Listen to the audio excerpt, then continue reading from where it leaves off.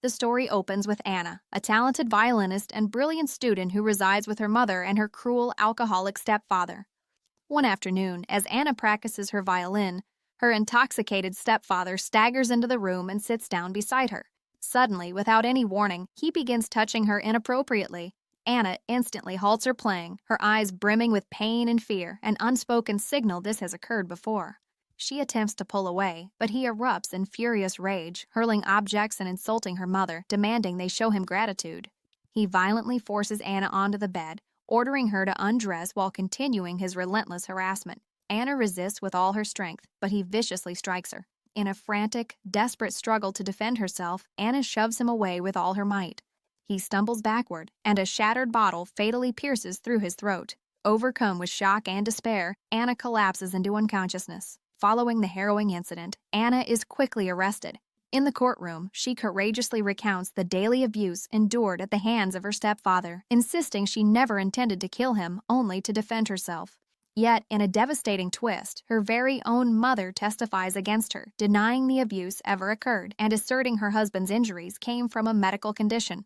With absolutely no one left to support her, the judge condemns Anna to 4 to 9 years in juvenile detention.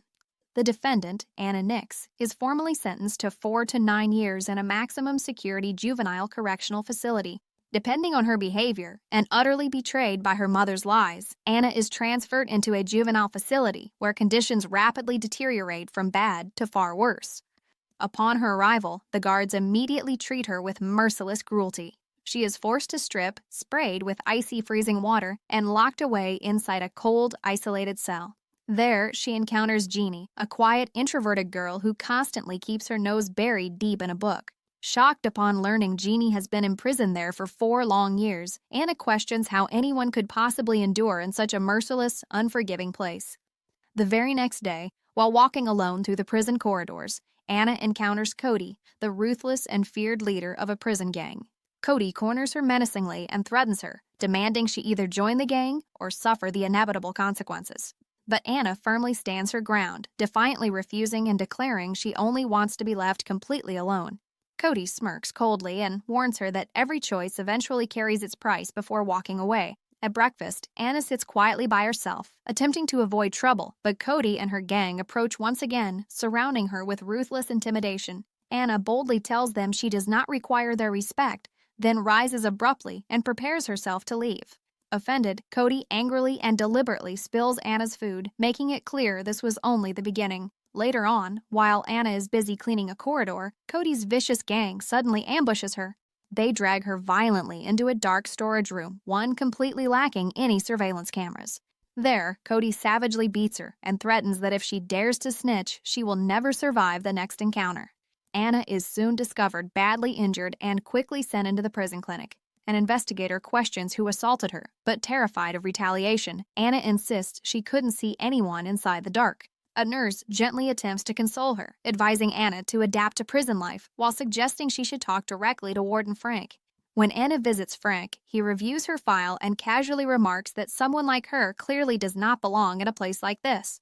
He then offers her so-called protection, but only in direct exchange for specific degrading favors. Realizing his sinister intentions, Anna firmly refuses and walks away, deeply disgusted and utterly alone once again. Back inside her cell, Jeannie softly asks Anna if perhaps the warden had harassed her.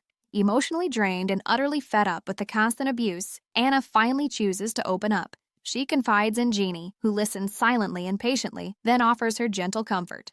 It is the very first real kindness Anna has truly felt in such a long time. Weary of constantly being a target, Anna finally makes a very difficult choice. Feeling cornered and desperate for safety, she ultimately decides to join Cody's gang seeking protection. Cody agrees, though certainly not without placing a harsh condition. She orders Anna to attack a rival gang leader who once assaulted her, demanding the fight be captured on camera as undeniable proof of the rival's aggression. Left with no other possible choice, Anna confronts the rival in a brutal, violent brawl. Fueled by her rage and fear, she fights back with ferocity, proving she's no longer someone to be easily messed with. The gang watches closely with approval, impressed by Anna's strength and her determination to stand her ground. But the fragile moment, sadly, does not last.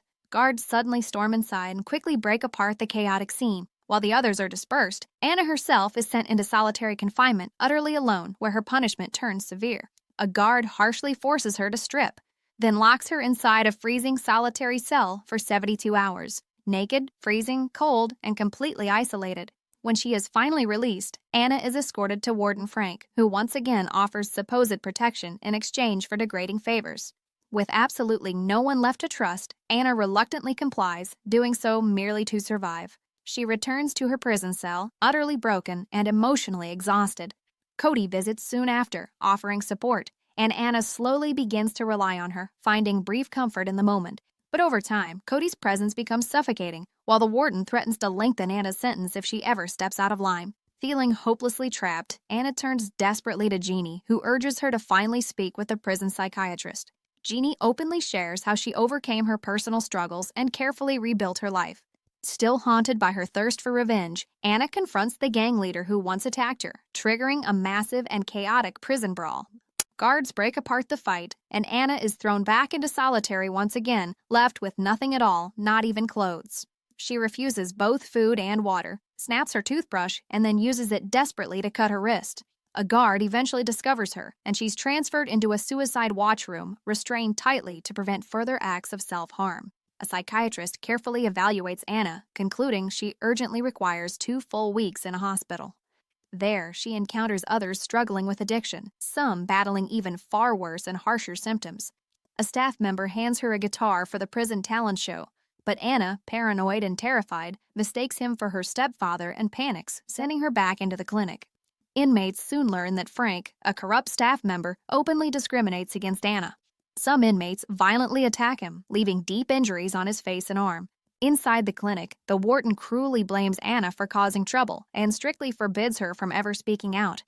During the talent show, Anna plays the guitar and strikes a secret deal with the warden, her compliance in exchange for a slim chance at release.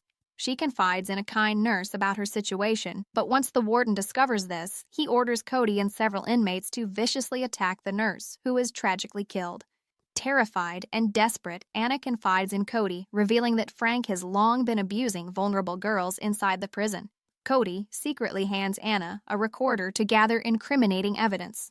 Anna secretly records Frank, who later publicly praises her, but then cruelly accuses her of authority issues, insisting she must remain imprisoned even longer. Completely crushed, Anna realizes Jeannie had been right about everything all along. The recorded footage is presented before the judge, shocking the entire committee. Frank is immediately arrested and formally placed under criminal investigation. The judge personally apologizes to Anna and grants her complete, unconditional release. Nix, what you accomplished today was truly very, very brave, and on behalf of the entire state of California, we sincerely apologize. We solemnly promise you that a full investigation will take place, and justice will most certainly be served. In light of everything that happened today, we officially grant you parole immediately. Her mother, who finally admits in open court to the terrible abuse Anna endured, lovingly welcomes her home. Anna applies for a prestigious music rehabilitation scholarship, aces the exam flawlessly, and eventually goes on to become one of the world's most celebrated and beloved musicians. The emotional movie concludes right here. Thank you all sincerely for watching. Please don't forget to like this video and subscribe. I'll see you all again on the very next video.